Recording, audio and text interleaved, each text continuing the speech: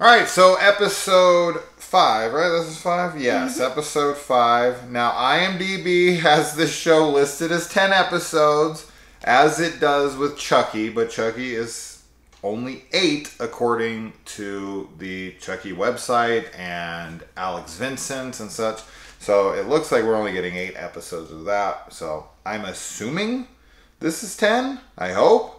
If so, we're halfway there. Yep. Yeah, I said that in the last Chucky review. We're halfway there, and everyone's like, no, there's only 3 episodes left. So that's a shame, but supposedly we do have this one going for 5 more episodes. And so last we left off, we had Luke trapped on a bridge, and we were both kind of, you know, I don't want to say shitting on, but like making fun of the fact that the bridge was like a foot off the ground. Yeah. That there was like a little bit of water that he could have would have came up to his ankles if he would have jumped off. He could have, just easily jumped over. Easily. But what does he do instead? At the beginning of this episode, he charges at a zombie head on and pushes it out into the road, and his father... His dad? Not his biological father, which, of course, without a shadow of a doubt in my mind,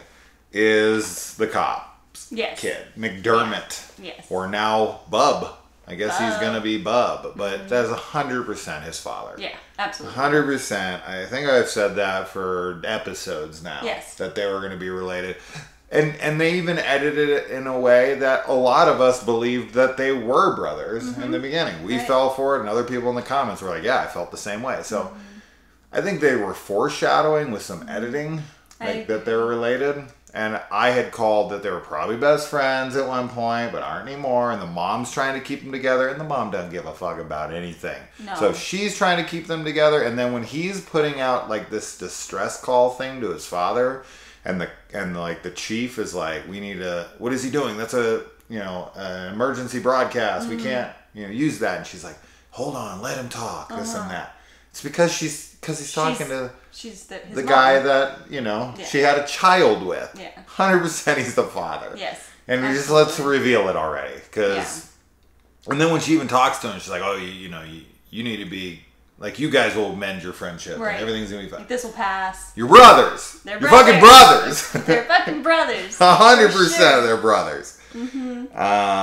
Now, we're not going to get any tension between McDermott the cop and Trey the dad, because now McDermott is Bub. He's dead. He's gone. So we're not going to have that turmoil there. No. So we do get yet another. Now, I had said in the last episode with the Bub homage that I wasn't sure. Mostly I was leaning towards that I didn't want them to go more down this Bub, Dr. Frankenstein kind of road. I thought it'd probably just remain an homage, and I'm fine with that being. In fact, I was more in the preference side of that. But then we have this episode which just outright has Dr. Frankenstein by name experimenting on what will be Bub, what is now Bub at the end of this very last second of this episode. And we get Rhodes coming in and trying to control the show. Right. Now is Rhodes a military guy who's like, trying to be a freaking dictator of everything? No. He is on his drill site for sure. He's kind of a Rhodes type character there. Honestly, I never caught that his name was Rhodes until this episode. I didn't either. I don't know why I never heard it. Was said. But when they said Rhodes, I was like, oh shit, he's Rhodes? Yeah. Okay.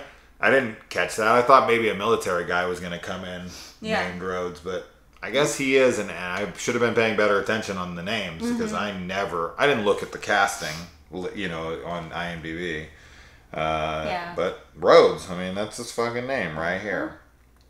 But the director of this episode is Jackie Gould. Oh.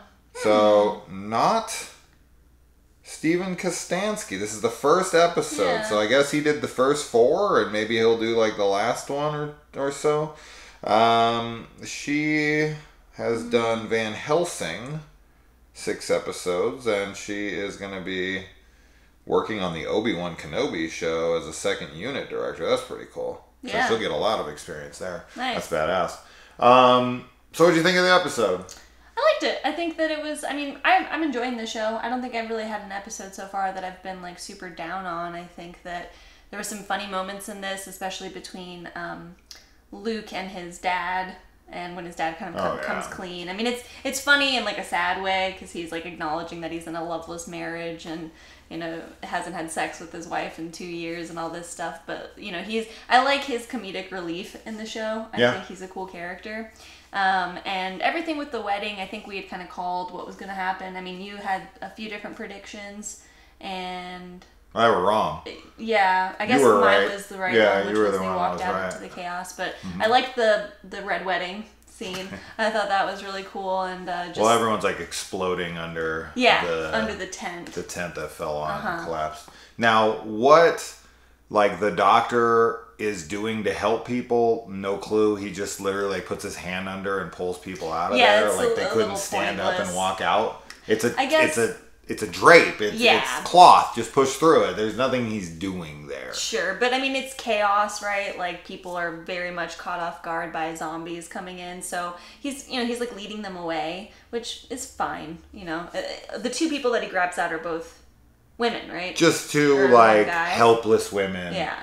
That are damsels in distress that can't stand up on their own. Yeah. Like, oh, come on. It's ridiculous. Sure. It's silly. Yeah. It's all hell. I will say this show is just like completely like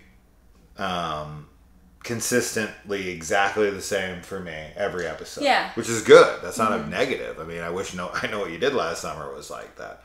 I quite enjoyed the first and so on. It's just been as much as I enjoyed the first is as much as I enjoyed the fifth. It's all just very consistent.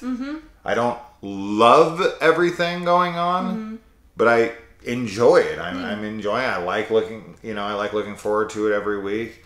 You know, when it's going to air, I'm excited to go back to it, kind of see the next little development. It's not a great show, but it's definitely not a 4.4 or whatever the hell it's rating right now. Let's see. It went down to...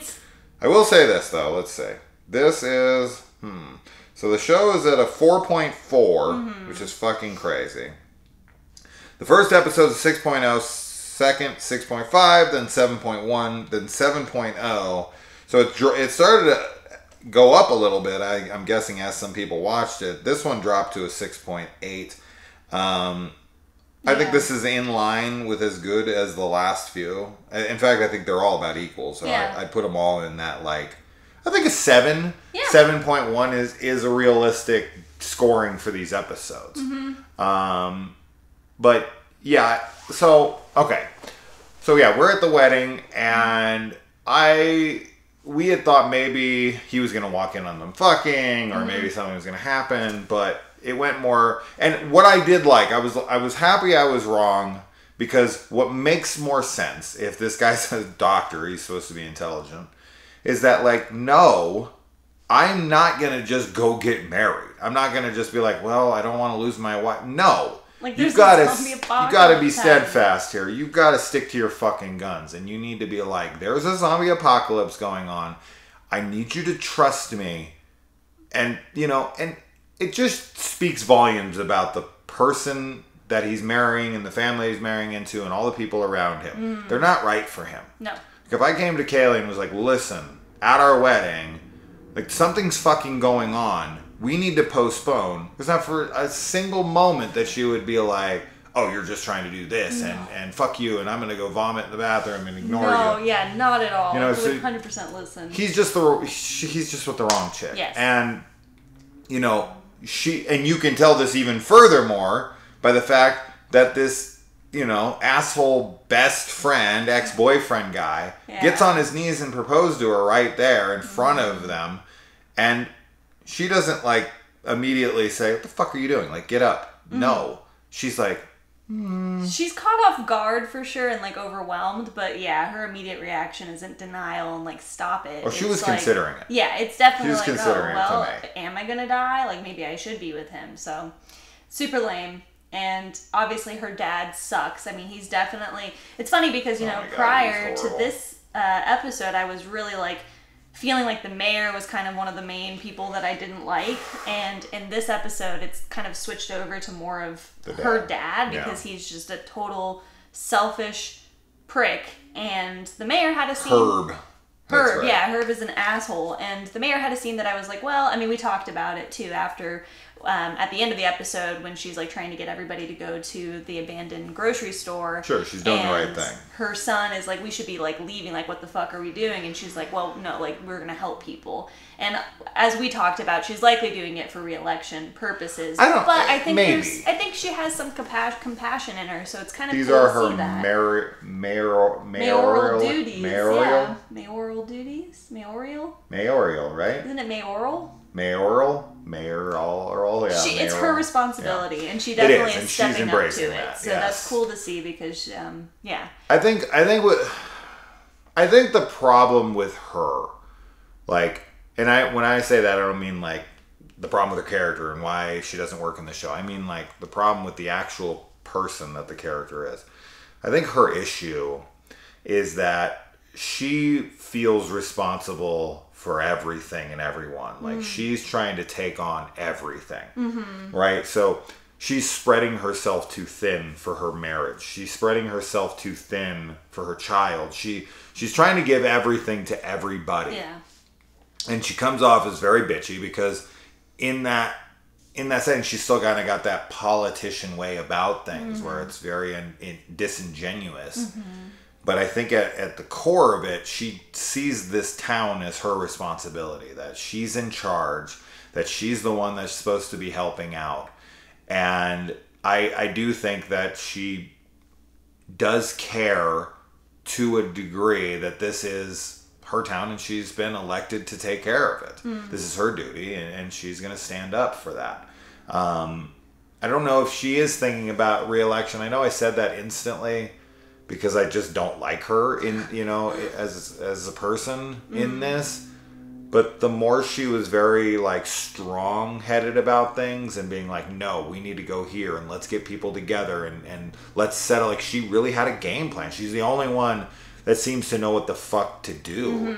She's like, we need to get everyone rallied together. You need to send out this EBT and you need to tell everyone to get to this Paymart and that we need to set up a triage area and we need to set up beds and we need to set up provisions and she actually has a plan and she's a leader. And I think that's making her a much stronger character to root for, even if she's not pleasant. Yeah, she's right? not likable, but she's proactive, which Sure. is important in this type of a scenario. And that's what you need your leader to be. Yes. Like, when I vote for people in any presidential election or anything otherwise, I'm not that person who watches the TV to try to see if I would want to have a beer with them.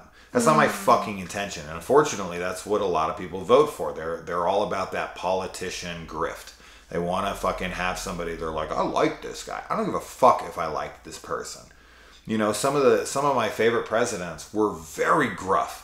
Were very like when you saw interviews, when you saw stuff like that, they were like to the point. They were not that friendly, and they were just like, I'm all about getting this country in a better place. Yeah. If you look at like Franklin Delano Roosevelt, if you look at FDR, he's very gruff. And there's just things about him that can be unlikable, but the dude just kept getting reelected. I mean, he was reelected 3 fucking times because he knew what he was doing.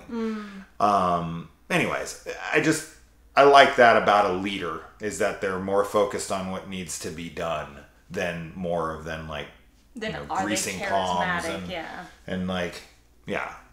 being everyone's best friend. I don't need you to be my fucking friend. I need you to be a leader. So anyway, and then we get it. As I said, we get a Dr. Frankenstein name drop. Yep.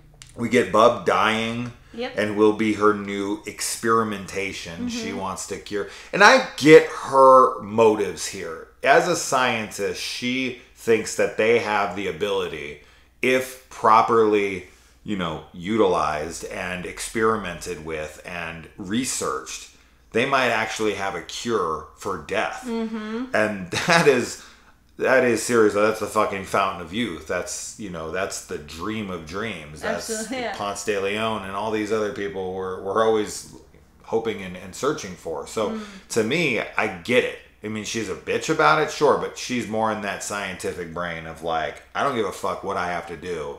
I don't care who I have to hurt. I don't care. And that's, of course, the problem with some scientists. You got Herbert West, right, is a good example of this from the Reanimator series. It's like he's obsessive with his work. Yes. And humans just kind of come second to him. He's more about success and finding the answer to the things that he wants to find answers to. And a lot of scientists can be that. That's, I brought this up on the channel a trillion times. It's the Ian Malcolm quote. It's you're sitting around too busy figuring out if you can, and you don't ask yourself if you should. Yeah. It's definitely the dark side of scientists in that kind of mindset. But I think that is kind of like the quest of modern medicine, right? Like if you can heal, like that's the ultimate illness is dying. Yeah. So absolutely her intentions and like her motive make complete sense, but she is obviously a bitch about things. Sure. As is the mayor. But the mayor is They're too. getting their duties done. And it's it's good. I like characters that are not, completely black and white. Like it's nice to have characters where you have traits in them that you're like, I don't like that, I don't agree with those beliefs or whatever. But they have other redeeming qualities because people, are multifaceted and we're gray, honestly, a lot of the time, not just one or the other. Yeah. So the show's doing a good job about that. What's this girl's name? Logan's the doctor, I think, and then no, wait, maybe not. Yeah, this is the girl, Lauren, right? Yeah. That's the girl in the drug addict. Yes. Yeah. So, as expected, I mean, this is not hard to call here, but when the doctor and his wife to be and the dad are pinned in the corner, Lauren shows up to save the day. Now, all she does is hit one of them from behind and she's a savior. It's like you couldn't have pushed one over. Yeah, like, these zombies definitely seem to have some serious strength to them, as opposed to like a Walking Dead zombie or something, or a Night of the Living Dead zombie where you can just kind of push them over. But she comes in, she saves the day.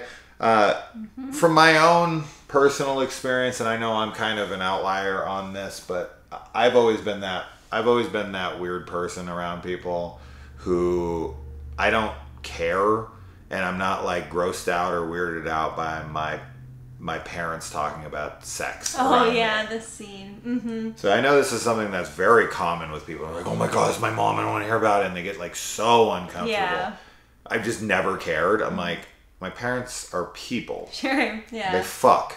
You exist because your parents had sex. Right. Okay? Just in case you didn't understand that, your parents fucked. Yes. Well, we've kind of talked about this before. I mean, people put their parents on this kind of pedestal and they look at them as more of like parental figures than people because it's like, you raised me, you're my, like the discipline that I got was from you, and it's disciplinary, like role model or whatever. Even if you don't have a good relationship with your parents, like they're still kind of like mom and dad, and they're put into these boxes of that's what they are. So seeing them in other ways is like kind of, it shakes things up for people for sure. But and people are uncomfortable. Like if you think about your parents naked and having sex.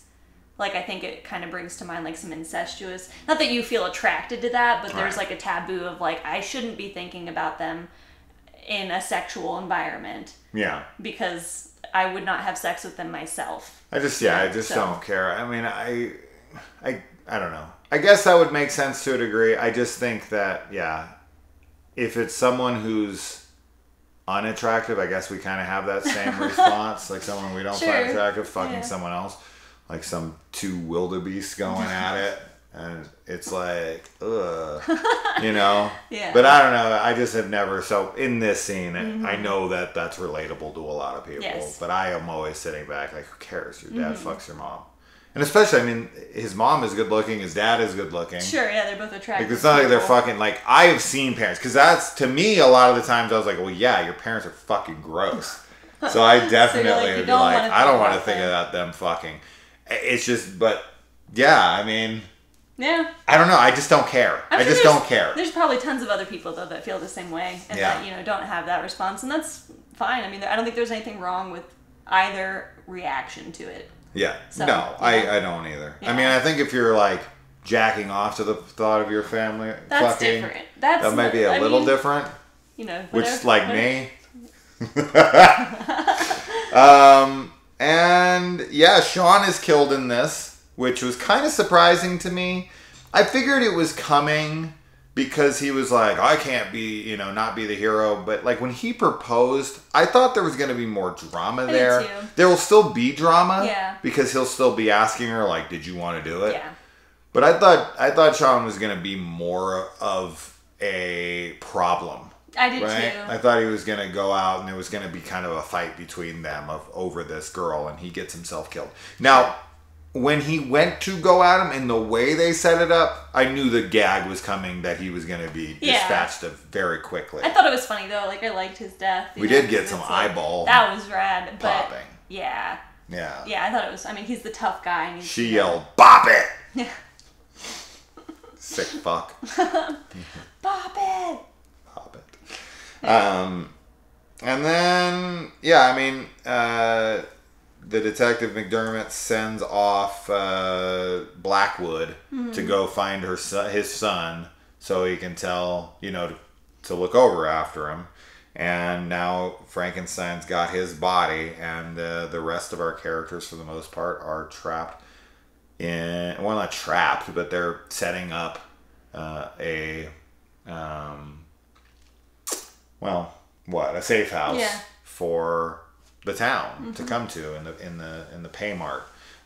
The doctor and them and the Moore girl, Lauren, they haven't gotten there yet. Nope. They're still on the road. Yep. They should kick that fucking doctor right out of the car. I was hoping she was going to drive off without him, but he'll die. Oh, for sure. He'll die. Or maybe not. Maybe he'll have some redemption thing. But he'll probably die. No, they need him. Yeah. But I don't know. I think he's going to be a dick about it. I do too. Like, I'm not doing shit for anybody. Yeah. But anyways, we got to get going. But I said mostly everything I wanted to say. Yeah, now, where will this go? Into more of the Day of the Dead territory? At this point, I don't know if anyone has the name of the girl, the main girl in Day of the Dead. I can't remember what her name is. I've only honestly seen Day of the Dead maybe 3 times in my life, maybe 4. Yeah, I've only seen it once, so it would have been in there. Like if you, that one. This one, yeah.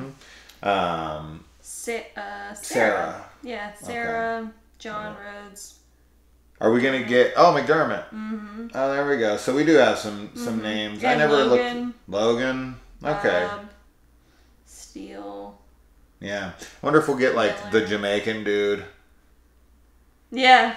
Yeah. If the Moore girl had a Jamaican accent, that would have been cool. And she was like, "Oh, I'm also a helicopter pilot. That's what I did before I was a junkie. I can get us out of here." That would have been cool. Yeah. It's like I got my helicopter parked out back. Just a gender reversal. Yeah, I'm always a fan of gender reversals. I bet you are, because it's always in your favor. How many times do they make women men? They'd freak the fuck out. People would freak the fuck out if it's like a female character. It usually is always male to female. Of course it is. Gender bending. Of course it is. Huh. There's not many characters. My favorite one would be Starbuck in the Battlestar Galactica reboot. Anyways, we gotta go. What do you think of Kaylee's haircut? I just did it. I think it's adorable. Look on Instagram and you'll see better pictures of it. We gotta go. Adios. Bye.